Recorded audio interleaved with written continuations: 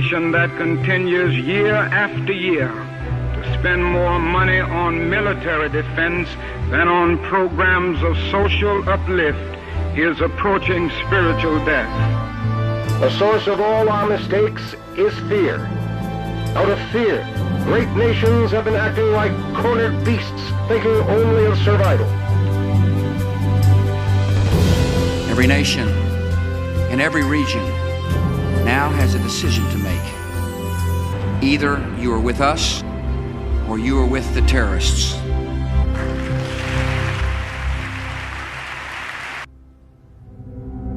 For most Americans, 9/11 was a terrible tragedy.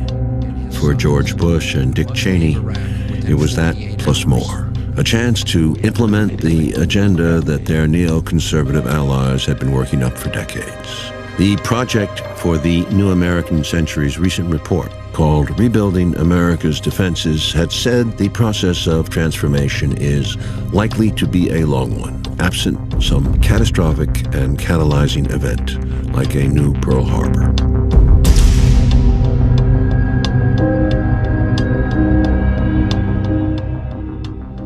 Al-Qaeda, in their mind, had given us Pearl Harbor.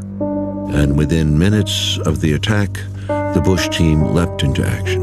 With Bush in Florida, Vice President Cheney and his legal counsel, David Addington, took charge, arguing that the president, as a wartime commander-in-chief, could act virtually unfettered by legal constraints. On September 12th, already looking past Al-Qaeda's Osama bin Laden group in Afghanistan, Bush, back in Washington, instructed counterterrorism chief Richard Clarke, "See if Saddam did this. See if he's linked in any way." It was Iraq, Saddam, find out, get back to me. And the reaction you got that day from the defense secretary, Donald Rumsfeld, from his assistant, Paul Wolfowitz? Well, Donald Rumsfeld said, when we talked about bombing the al-Qaeda infrastructure in Afghanistan, he said there were no good targets in Afghanistan. Let's bomb Iraq. And we said, but Iraq had nothing to do with this. And that didn't seem to make much difference. Donald Rumsfeld had already, on September 11, ordered strike plans for Iraq. Go massive, he said. Sweep it all up, things related and not. Within a matter of days, Bush announced before a joint session of Congress that the United States was embarking on a global war. From this day forward, any nation that continues to harbor or support terrorism will be regarded by the United States as a hostile regime. At home, 1,200 men were quickly arrested and detained. Another 8,000 sought for interrogation, mostly Muslims. Bush rushed a 362-page USA Patriot Act through Congress. Senators had no time to read the bill, let alone debate it. Only Senator Russ Feingold of Wisconsin voted against it, insisting, "Preserving our freedom is one of the main reasons that we are now engaged in this new war on terrorism.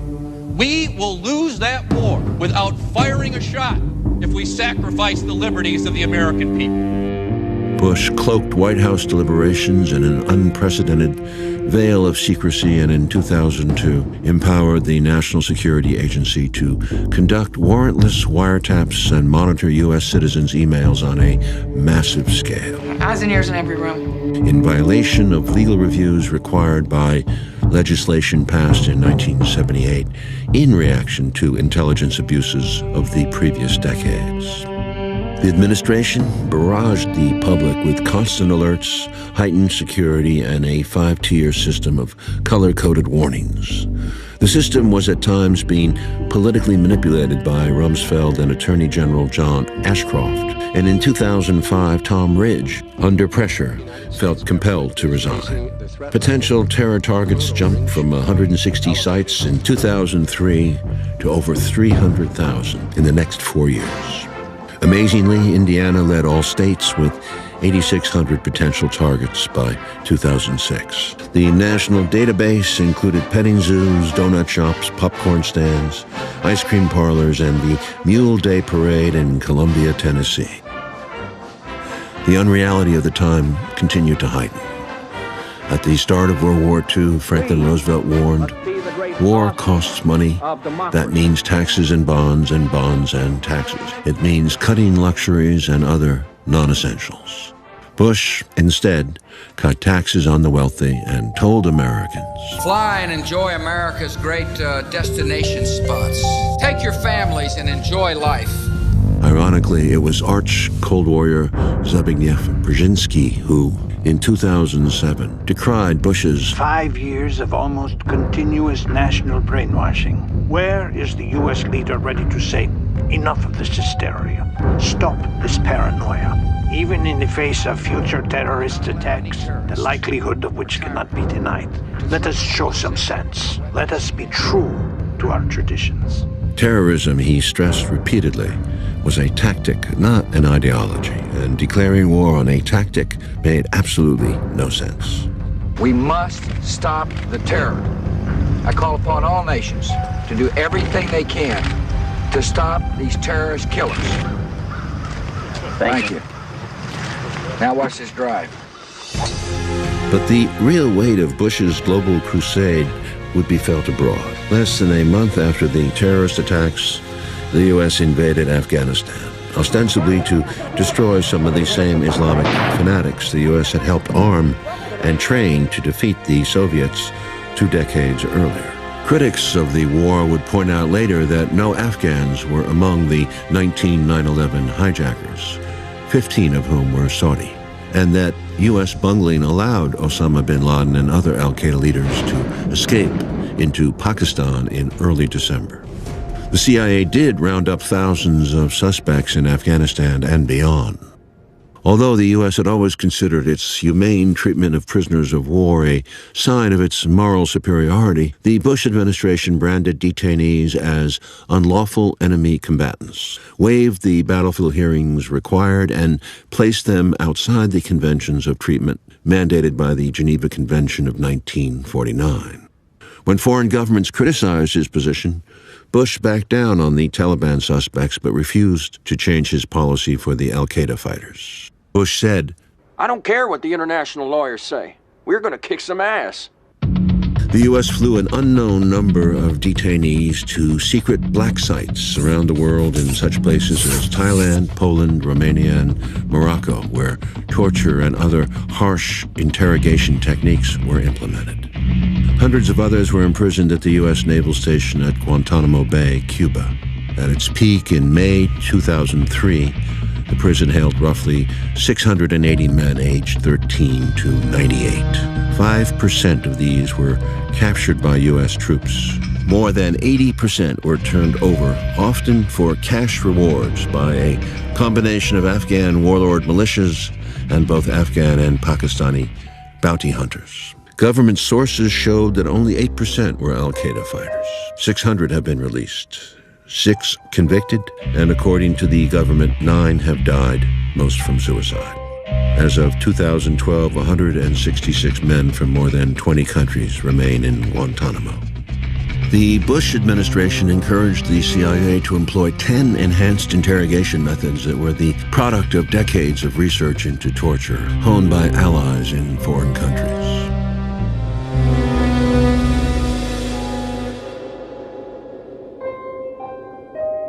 In February 2004, Major General Antonio Taguba reported that his investigation had turned up numerous instances of sadistic, blatant, and wanton criminal abuses at Abu Ghraib prison in Iraq. There is no longer any doubt as to whether the current administration has committed war crimes. Arthur Schlesinger, Jr., a former Kennedy aide, said this torture policy was the most dramatic, sustained, and radical challenge to the rule of law in American history.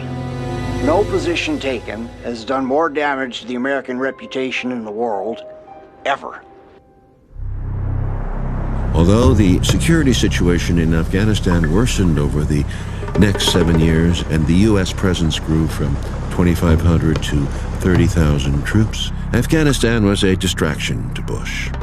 His attention was focused on toppling his father's old adversary, Saddam Hussein. Evidence from intelligence sources, secret communications, and statements by people now in custody reveal that Saddam Hussein aids and protects terrorists, including members of al-Qaeda. As had Bill Casey in the 1980s and Lyndon Johnson in Vietnam, Bush used false intelligence. There's no question that the leader of Iraq is an evil man. After all, he gassed his own people. We know he's been developing weapons of mass destruction. UN inspectors searched high and low, visiting sites identified by the CIA. They found nothing, but Bush insisted the WMD were there. The British government has learned that Saddam Hussein recently sought significant quantities of uranium from Africa. Bush told Bob Woodward of the Washington Post around this time, I do not need to explain why I say things. I don't feel like I owe anybody any explanations. these were extraordinary times. Words took on new meanings, fulfilling George Orwell's prophecies of doublespeak in his novel 1984. First they steal the words, then they steal the meaning. Words like axis of evil, war against terror, regime change, simulated drowning, preventive war. Civilians killed were now collateral damage. CIA kidnappings were now extraordinary renditions. And that most patriotic concept, the homeland, grew into a gargantuan new federal agency as labyrinthine as the Pentagon. The French philosopher Voltaire in the 18th century observed, "Those who can make you believe absurdities can make you commit atrocities." The descent into unreality was dizzying. Black Hawk Down, another popular Oscar-nominated film, appeared in late 2001, glorifying American heroism and technology in 1990's Somalia.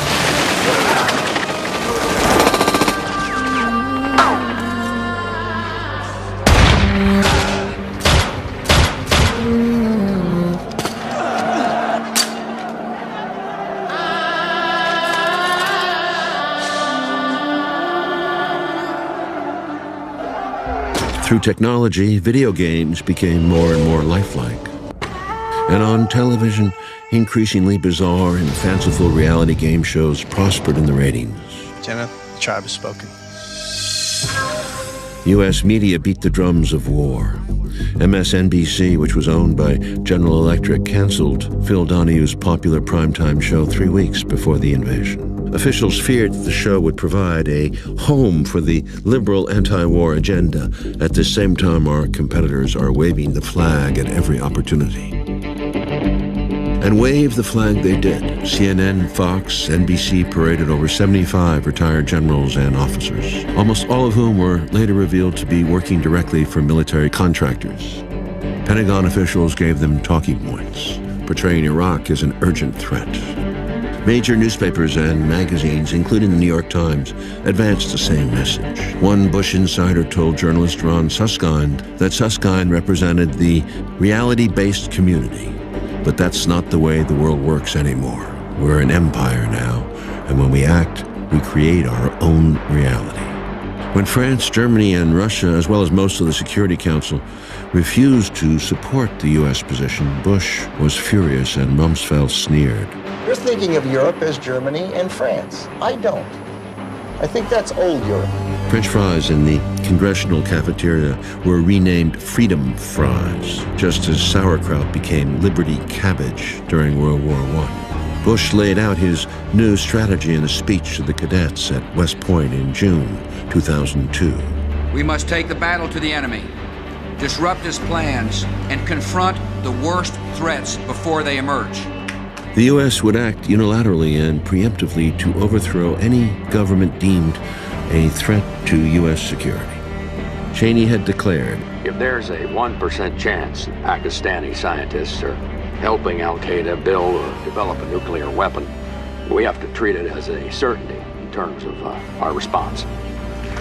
In the world we have entered, the only path to safety is the path of action, and this nation will act.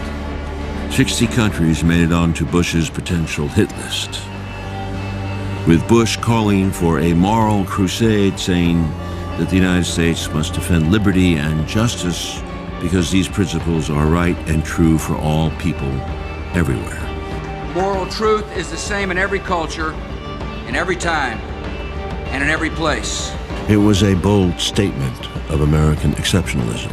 Bruce Bartlett, who served in both the Reagan and first Bush administrations, explained, "This is why George W. Bush is so clear-eyed about al-Qaeda and the Islamic fundamentalist enemy. He understands them because he's just like them. He truly believes he's on a mission from God. The whole thing about faith is to believe things for where there's no empirical evidence." I have a sense of calm, knowing that the Bible's admonition, "Thy will be done," is life's guide. In early October 2002, Congress empowered Bush to go to war against Iraq on his own authority whenever he deemed it appropriate, using whatever means, including nuclear weapons, he felt necessary. The resolution drew a direct connection between Iraq and al-Qaeda. Among those authorizing this were Senators John Kerry and Hillary Clinton. This would cost both of them dearly in their runs for president. Not all were fooled. Escalating this war and expanding this war does nothing in terms of our national security. It puts us more at risk. Iraq was not a haven for terrorists as it is now. Again, Iraq, Saddam Hussein, and al-Qaeda, there was no connection, and we have to dispel that notion so the American people know the truth. Millions of protesters hit the streets around the world. 3 million in Rome, 1 million in London, hundreds of thousands in New York. Time magazine surveyed several 100,000 Europeans. 84% thought the United States the greatest threat to peace. 8% thought Iraq was. Bush sent Secretary of State Colin Powell, the most respected member of his administration, before the United Nations to make a case for war. He told Powell, "Maybe they'll believe you." Saddam Hussein is determined to get his hands on a nuclear bomb. Powell spoke for 75 minutes. It was a thoroughly shameful performance, promoting false intelligence that Powell later called a low point in his career. But the speech, although it fell flat overseas, had the desired impact on U.S. public opinion. Support for the war jumped from 50% to 63%. The Washington Post pronounced the evidence on WMD irrefutable. The U.S., without a Security Council resolution, was moving inexorably towards war. The truth was even darker. For Bush, Iraq was only the appetizer. After devouring Iraq, the neocons had their eyes set on the main course. Pentagon officials foresaw a 5-year campaign with a total of 7 targeted countries, beginning with Iraq, Syria, Lebanon, Libya, Somalia, Sudan, and the biggest prize of all, Iran. It would be a war to remake the world, the neoconservative way. Talk of empire abounded. The New York Times Sunday magazine cover for January 5, 2003 read, "American Empire. Get used to it." Bush clearly was a man with a boldness of vision. He'd always exhibited an outlaw side as a younger man. Now he would outdo his towering father by going beyond the laws of nations. The 8-year war became the debacle critics predicted. Iraqi society was rent asunder. Like Vietnam, it warped America, polarizing it even further as costs and casualties mounted on all sides. Yet remarkably, Bush won the 2004 election with a naked appeal to even more fervent patriotism. By 2008, when Bush left office with the most dismal poll ratings since Harry Truman, he had not only thoroughly mismanaged 2 wars, as well as the federal relief efforts for New Orleans in the aftermath of Hurricane Katrina, but most importantly, in the eyes of the public, he mismanaged the economy of the country, which nearly collapsed in 2008 and ensured the presidency to the Democrats. His successor, Barack Hussein Obama, child of a black Kenyan father and a white Kansas mother who was raised in Indonesia and Hawaii, became at 47 President of the United States, evoking great hopes for change. His words and demeanor attested to the other side of America, constitutional, humanist, global, environmental. Obama had spoken out strongly against the Iraq War. What I do oppose is a dumb war. financed by the Internet's multitude of small contributors, stunned the heavily favored and financed Democratic Party choice, Hillary Clinton, in the primaries. He now confronted an ex-military man, conservative John McCain, in the national election. The wind was at Obama's back. Perhaps not since Roosevelt in the early 1930s was there such populist anger at Wall Street and the unnecessary wars of empire. But then an unexpected thing happened. Obama betrayed his earlier promise and became the first candidate to run in a general election to reject public financing in favor of private financing without limits. McCain, who took the public option, was badly outspent 2-1. In this period, Obama turned quietly to Wall Street funders with deep pockets like J.P. Morgan, Goldman Sachs, and Citigroup, as well as General Electric and other defense contractors, computer giants, and the pharmaceuticals industry, Big Pharma, which reversed years of supporting Republicans, giving Obama 3 times as much as McCain. Few of Obama's supporters complained at the time. His victory in the national election was applauded across the world. A new America was here. Though conservatives would absurdly decry Obama as a socialist, by far the biggest winner in the election turned out to be Wall Street. Obama brought back the same economic team that under Clinton had done so much to deregulate the economy. The New York Times referred to them as a constellation of Reubenites, acolytes of the most powerful Treasury Secretary in decades, Robert Rubin. After nearly wrecking the world economy with spectacular innovations in leveraging and speculation, several giant banks, insurance companies, and mortgage lenders, prophesying the collapse of the world's economy if they went under, they were, in other words, too big to fail, eagerly accepted a $700 billion bailout on remarkably easy terms. In addition, the Federal Reserve Board cut the interest rate for banks to 0%. It became almost unpatriotic at the time to question the rightness of these financial rescues. But there were those who wondered, could not some of the sicker financial entities be let go and broken up?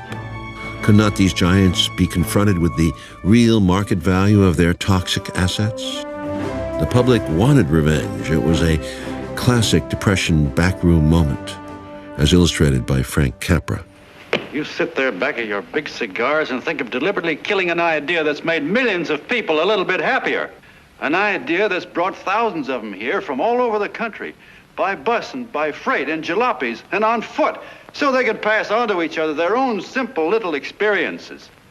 Why, look, I'm just a mug and I know it, but I'm beginning to understand a lot of things. Why, your type's as old as history. If you can't lay your dirty fingers on a decent idea and twist it and squeeze it and stuff it into your own pocket, you slap it down. Like dogs, if you can't eat something, you bury it. Former Federal Reserve Chairman Paul Volcker urged Obama to act. Right now, when you have your chance and their breasts are bared, you need to put a spear through the heart of all these guys on Wall Street that for years have been mostly debt merchants. But it didn't happen. The bailout was forced through a panicked Congress. The media applauded. The Treasury made no immediate demands that bankers make that money available in new loans to businesses or the public, or for that matter, cut their personal compensations. It made no demands that shareholders or bondholders absorb any losses. Taxpayers would fund the bailout alone. The biggest losers over time would be workers, pensioners, older people with savings, homeowners, small businessmen, students with loans, and those especially African Americans who lost their jobs to a surging structural unemployment problem. Many simply lost their tenuous grip on the proverbial American dream of joining the middle class. The myth of upward mobility was shattered.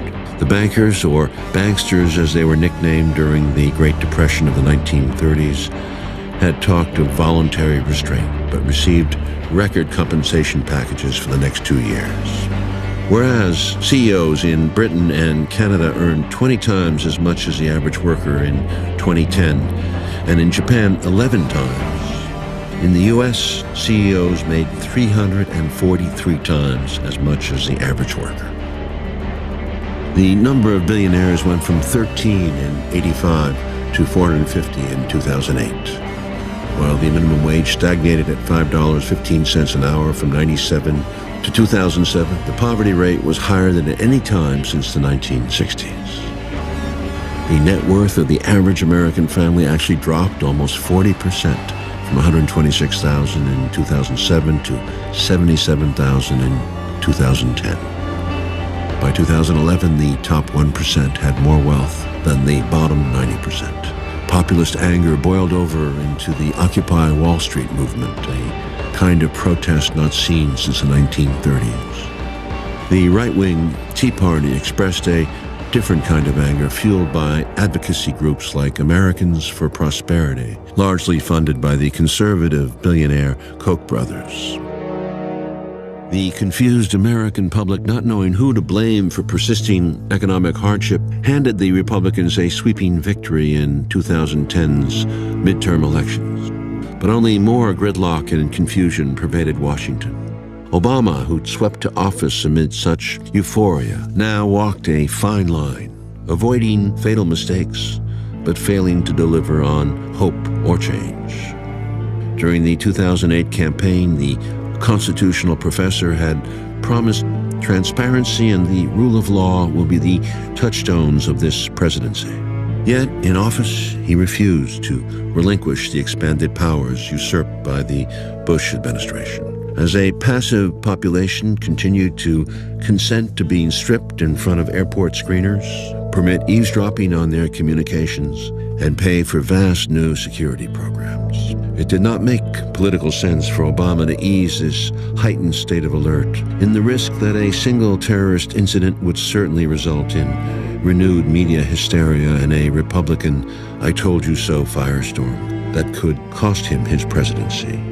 Ever in the middle of all this coming at you think maybe one term is enough? The one thing I'm clear about is that I'd rather be a really good one-term president than a mediocre two-term president. Instead of fighting for transparency, however, Obama became a far more effective manager of the national security state. Like Bush, he repeatedly invoked the state secrets privilege in lawsuits involving torture, extraordinary rendition, and illegal NSA eavesdropping. He blocked habeas corpus rights for enemy combatants, preserved military commissions, and authorized without due process the killing of a U.S. citizen in Yemen accused of having ties to al-Qaeda. Obama stunned civil libertarians when he took Bush-era investigations to the next level and began prosecuting government whistleblowers and reporters using the World War I-era Espionage Act. Only 3 cases had been brought in 92 years. Obama initiated 6 cases of dubious merit, most defendants claiming to have exposed unlawful activity in the government. Most prominent was Bradley Manning, an Army intelligence analyst in Iraq who leaked over 260,000 classified diplomatic cables and war reports, as well as videos, distributed by WikiLeaks, a non-profit whistleblower media organization. These revelations of U.S. war crimes in Iraq and Afghanistan and U.S. support for dictatorial regimes in the region proved to be a significant catalyst for the Arab Spring uprisings in Egypt, Tunisia, Yemen, Libya, and Bahrain. Nonetheless, Obama's administration has severely impaired the operation of WikiLeaks and threatens to prosecute its co-founder. These actions send a clear message to all whistleblowers. Commit war crimes like Bush and Cheney, and you walk free. Expose them, and you risk careers and huge fines. Or, like Manning, you rot in jail. One of the leading defenders of the new standards of conduct, Jack Goldsmith, former head of the Bush Office of Legal Counsel, reassured Cheney and other anxious neocons in an article saying that Obama was like Nixon going to China. The changes he had made are destined to fortify the bulk of the Bush program for the long run. This was a new shadow world. In 2010, the Washington Post called it an alternative geography of the United States, a top-secret America hidden from public view. Almost 1.5 million people had top-security clearances. More than 3,000 government and private security corporations existed, 1.7 billion emails and communications were intercepted and stored every day by the National Security Agency.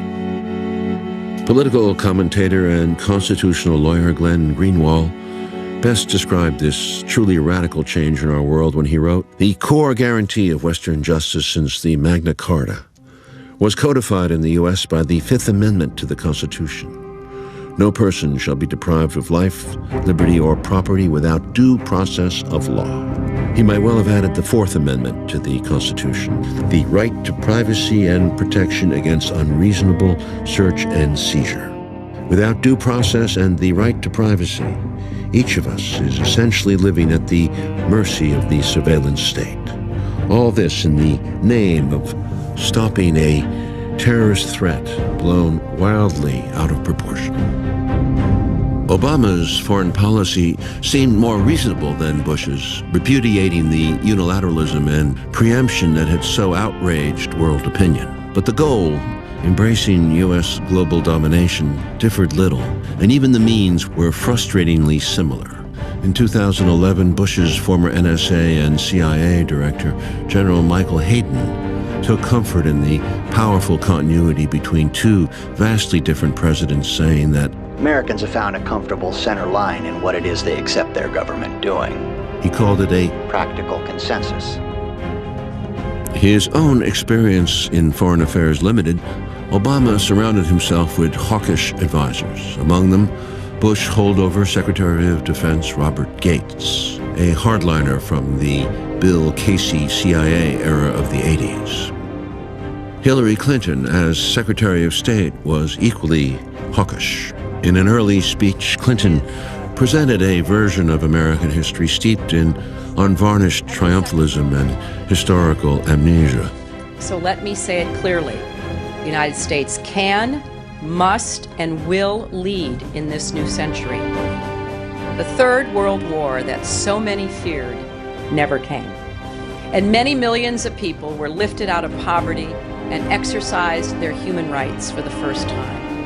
Those were the benefits of a global architecture forged over many years by American leaders from both political parties. It would be difficult to find and ask the millions killed over many decades of American interference in their countries what they thought. The people of Hiroshima and Nagasaki, the Philippines, Central America, Greece, Iran, Brazil, Cuba, Congo, Indonesia, Vietnam, Cambodia, Laos, Chile, East Timor, Iraq, and Afghanistan, among others. In Afghanistan, Obama, calling it a war of necessity, doubled down on Bush. Pressured in late 2009 into sending more troops, he wavered. He was told by a military advisor, "I don't see how you can defy your military chain here," meaning that his high command might resign in protest. CIA Director Leon Panetta told him no Democratic president can go against military advice, especially if he asks for it. So just do it, he recommended. Do what they say. When it came down to his decision, Obama did not show the courage of a John Kennedy. In December, he announced another 30,000 troop increase to reach almost 100,000, about the same number the Soviets had deployed in their disastrous invasion of Afghanistan. He announced the troop increase at West Point, reminding the cadets that the U.S. had invaded Afghanistan because it had provided sanctuary for al-Qaeda. But he neglected to mention that most of the preparations for 9/11 took place not in Afghanistan, but in apartments in Germany and Spain and flight schools in the U.S. Or that only 50 to 100 of al-Qaeda's 300 cadre were actually left in Afghanistan, and that most were now in Pakistan, an ally. That the president waging two wars would receive the Nobel Peace Prize that same month was surreal in the first place. But when the world heard Obama's defense of American unilateralism and preemption, the meaning of the prize had been diminished, as it had by Kissinger 36 years earlier. I believe the United States of America must remain a standard bearer in the conduct of war. That is what makes us different from those whom we fight.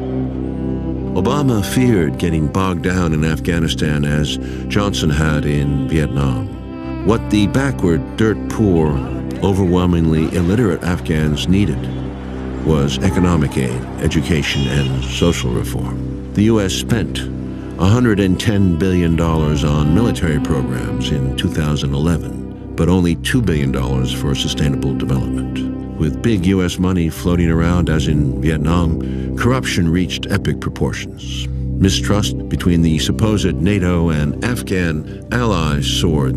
The U.S.-backed President Hamid Karzai announced that he would support Pakistan if it should go to war with the U.S.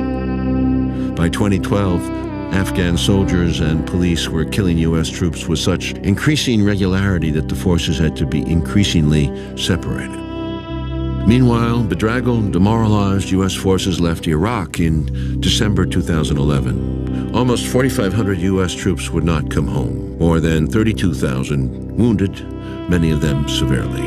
Iraqi death counts ranged from 150,000 to over 1 million. 2 million Iraqis fled the country. The irony was exquisite. In deposing the Sunni Hussein, the United States had turned the new Shiite-dominated Iraq into a valuable ally of Iran, which ended up the war's biggest winner. Bush officials had estimated the Iraq war to cost $50 to $60 billion. Rumsfeld had called anything above $100 billion baloney. By 2008, when Bush left office, the U.S. had spent some $700 billion on the war, not including long-term care for veterans. Economists project total long-term costs as high as $3 trillion. Obama welcomed the troops home at Fort Bragg, North Carolina, ensuring that the end of the war would be as dishonest as its beginning. But we're leaving behind a sovereign, stable, and self-reliant Iraq. Unlike the old empires, we don't make these sacrifices for territory or for resources.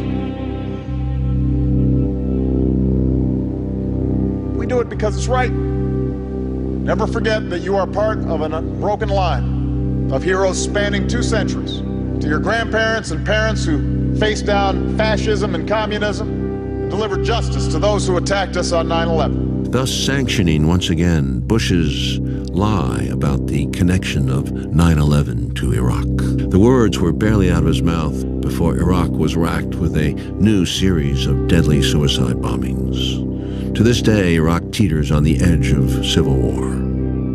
Among the 2 war's fiercest critics were the nation's mayors, who gathered in Baltimore in June 2011 and called for using $126 billion in savings from these wars to rebuild the nation's cities. The mayor of Los Angeles was quoted as saying, "That we would build bridges in Baghdad and Kandahar and not Baltimore and Kansas City absolutely boggles the mind." For the American people, deadened to these wars, a single bright spot in this foreign miasma came in May 2011. A bold cross-border raid at night by Navy SEALs killed Osama bin Laden, living comfortably in the shadow of Pakistan's premier military academy.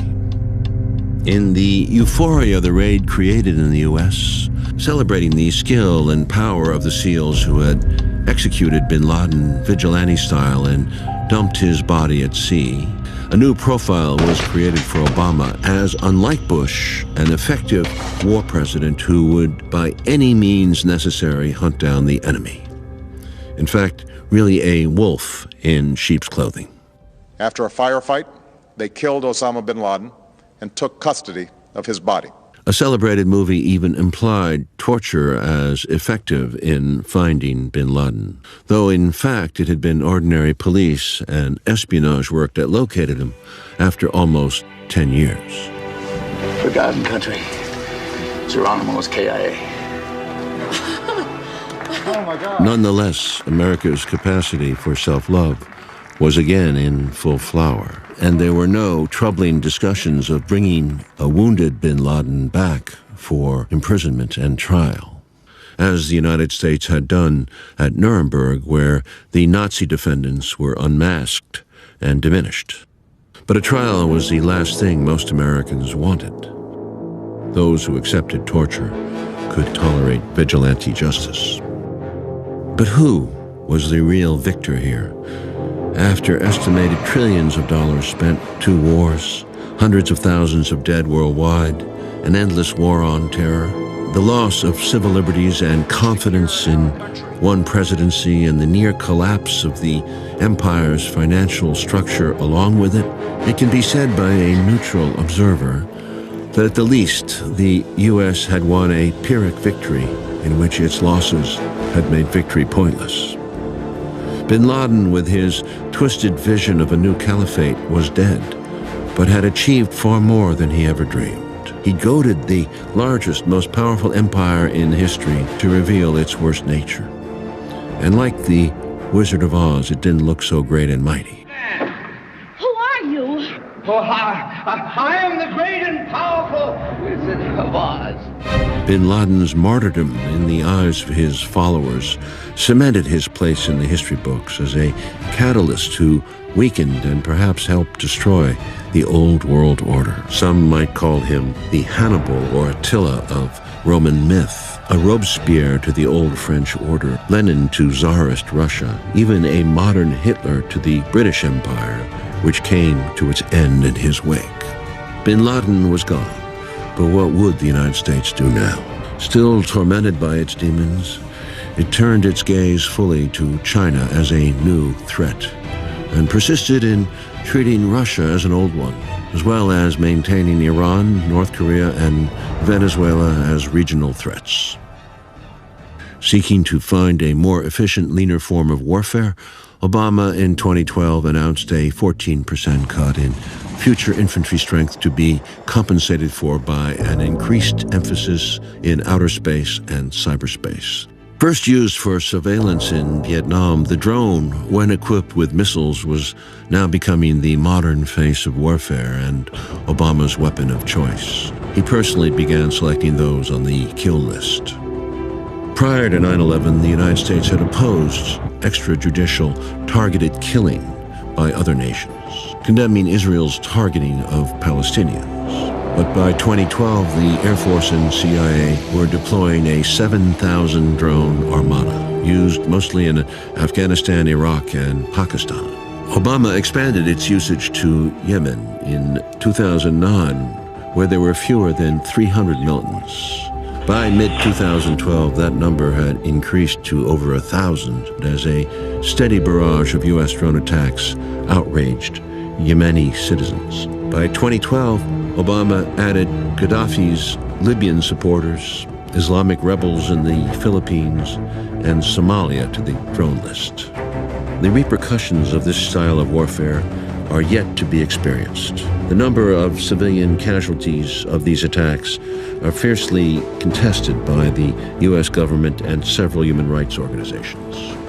When the judge asked the Pakistani-born Times Square bomber how he could risk killing innocent women and children, he replied that U.S. drones were regularly killing women and children in Afghanistan and Pakistan.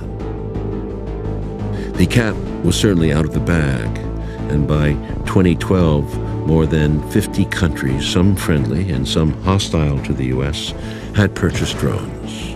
Israel, Russia, India, and Iran claimed to have mastered manufacturing lethal ones, but the most dynamic program was China's. As with the nuclear bomb, a new arms race was on. Bush had continued Clinton's expansion of NATO bases closer to Russia, breaking his father's promise to Gorbachev.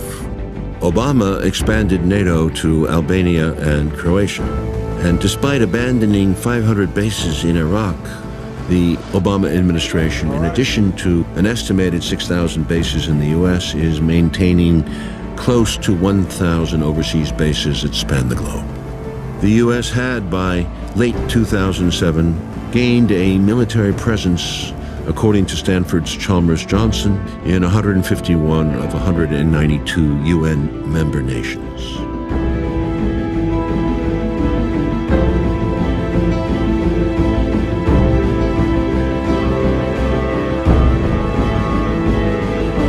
In 2008, AFRICOM, based in Germany, was added as a sixth command responsible for growing U.S. military presence in Africa. SOUTHCOM, based in Miami, was reorganized in 2010 to increase U.S. military presence in Latin America with bases and surveillance systems, counter-drug and counter-insurgency programs targeting manifestations of radical populism as seen in Venezuela. The Fourth Fleet was reactivated in 2008 for the first time since World War II. The Navy now has 10 carrier strike groups patrolling international waters. America's Navy, a global force for good. In 2011, the U.S. sold an astonishing 78% of the world's arms. During the Bush years, Pentagon spending more than doubled to $700 billion. Although the real Pentagon budget blurs into secret functions and different departments of government, by 2010, according to the National Priorities Project, the U.S. actually spends an estimated $1.2 trillion out of its $3 trillion annual budget on military, intelligence, and homeland security. A full spectrum dominance of land, sea, air, space, and cyberspace. In November 2011, Secretary of State Clinton threw down the gauntlet on China, writing, "As the war in Iraq winds down and America begins to withdraw its forces from Afghanistan, the United States stands at a pivot point." Calling this America's Pacific Century, she meant a substantially increased military involvement in the Asia-Pacific region to contain China. Beginning with the Opium Wars in the 19th century, China has been humiliated time and again by stronger foes, Britain, Japan, Russia. It fought the U.S. to a standoff in Korea in the early 1950s. China is a proud nation, the world's second largest economy, a hybrid. Part state-owned, part capitalist, it has replaced the U.S. as Asia's main trading partner. But in 1996, Chinese leaders were humiliated again by U.S. nuclear missile rattling during another confrontation over Taiwan. And with its economic interests and shipping lanes to protect, it set out to modernize its military. In 2012, the Pentagon estimated Chinese expenditures of $160 billion. But given the secrecy of the Chinese system, the real budget is unknowable at this time. Although it has only one foreign base, its hard line over disputed oil, gas, and mineral-rich islands and territories in the East and South China Seas have escalated tensions with its regional neighbors. Internally, the government, communist in name only, remains politically backward, determined at any cost to modernize, and brutally willing to stifle dissent where its one-party rule has been questioned. Western democracies, while doing business with China, have condemned these policies to little avail. But more ominously, China has again attracted the wrath of China-bashing American hardliners whose animosity dates back to the McCarthy era. A new face-off is in the works. The U.S. has returned to Asia, seeking new alliances, rebalancing its fleet, deploying its top stealth warplanes to bases within striking distance of China by 2017. It has strengthened military alliances with China's neighbors, particularly Japan, South Korea, Taiwan, and the Philippines, sending 2,500 Marines to Australia, the first long-term troop increase in Asia since Vietnam. The Chinese were deeply angry over the Obama administration's new arms sales of some $12 billion to Taiwan in 2010 and 11. They have accused the U.S. of seeking to encircle them. The fear of the U.S. by others cannot be underestimated. As the late conservative political scientist Samuel Huntington acknowledged in 1996. The West won the war not by the superiority of its ideas, or values, or religion, but rather by its superiority in the application of organized violence. Westerners often forget this fact. Non-Westerners never do. Progressive China experts fear the U.S. is once again employing Truman's 1946 playbook with the Soviet Union in an attempt to contain China. The same situation exists once again with Western revulsion for China's internal policies. But this time, holding $1 trillion in U.S. Treasury bonds, the Chinese could imperil the U.S. economy in ways the Soviets never could. Historian Alfred McCoy delineated the real stakes when he wrote, "As early as 2020, the Pentagon hopes to patrol the entire globe ceaselessly, relentlessly, via a triple canopy space shield, reaching from stratosphere to exosphere, driven by drones armed with agile missiles.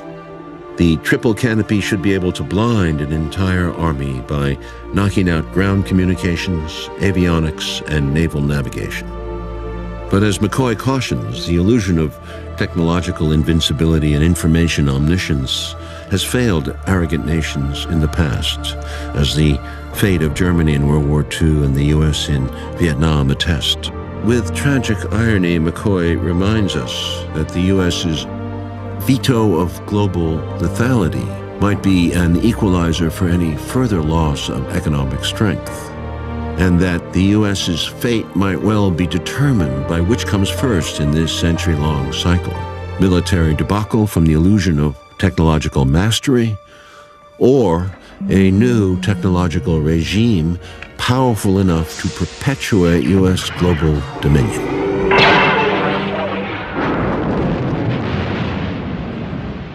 But as a popular series of Star Wars movies shows, a nation dominating the world with its technology will soon become a tyranny.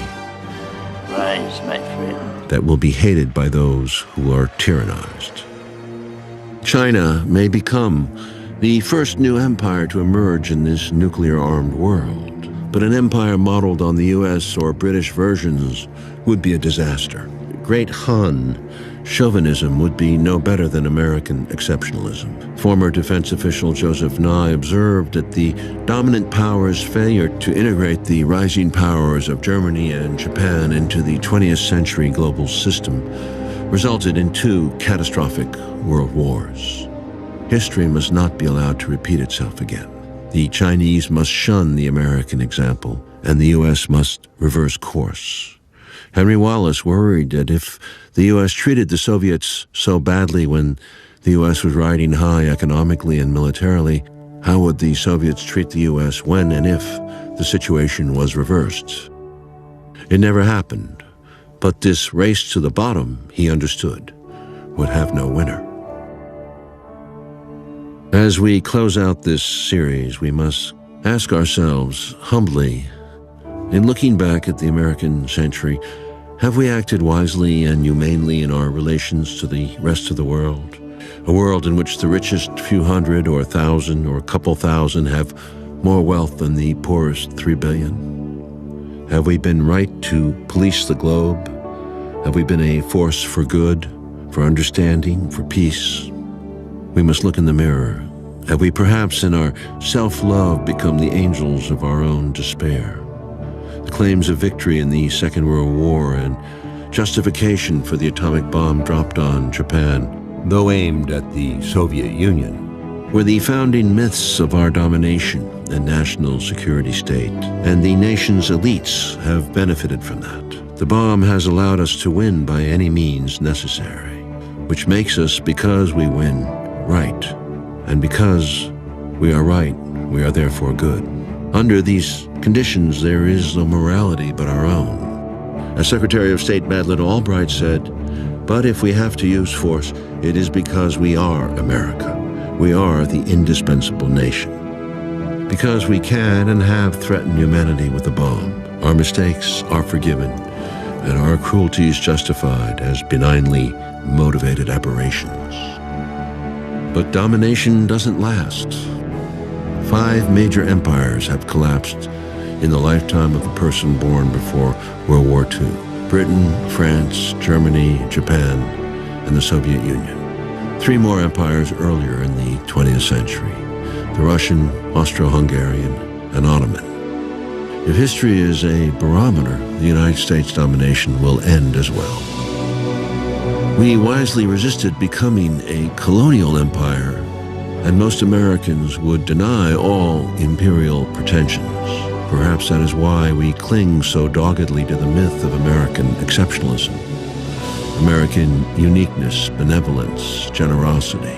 Maybe in that fanciful notion lies the seeds of American redemption, the hope that the United States will live up to that vision which seemed within grasp in 1944 when Wallace almost became president, or 1953 when Stalin died with a new U.S. president in office, or JFK and Khrushchev in 1963, or Bush and Gorbachev in '89, or Obama in 2008. History has shown us the curve of the ball could have broken differently. These moments will come again in a different form. Will we be ready? I think back to Franklin Roosevelt on the last day of his life, cabling Churchill. I would minimize the Soviet problem as much as possible, because these problems, in one form or another, seem to arise every day, and most of them straighten out. Calming down the situations that occur, letting things happen without overreacting, seeing the world through the eyes of our adversaries. This way lies in sharing in the needs of other countries with true empathy and compassion, trusting a collective will of this planet to survive the coming period, ending the threats of nuclear annihilation and global warming. Can we not surrender our exceptionalism and our arrogance? Can we not cut out the talk of domination? Can we stop appealing to God to bless America over other nations? Hardliners and nationalists will object, but theirs has proven not to be the way. A young woman said to me in the 1970s, we need to feminize this planet. I thought it strange then, but now I realize there's power in love, real power in real love. Let us find a way back to respect the law, not of the jungle, but the law of civilization, by which we first came together and put aside our differences to preserve the things that matter. Herodotus wrote in the 5th century before Christ, the first history was written in the hope of preserving from decay the remembrance of what men have been. And for that reason, the history of man is not only one of blood and death, but one also of honor, achievement, kindness, memory, and civilization. There is a way forward by remembering the past. And then we can start, step by step, like a baby reaching for the stars. For in the final analysis, our most basic common link is that we all inhabit this small planet. We all breathe the same air. We all cherish our children's future. And we are all mortal.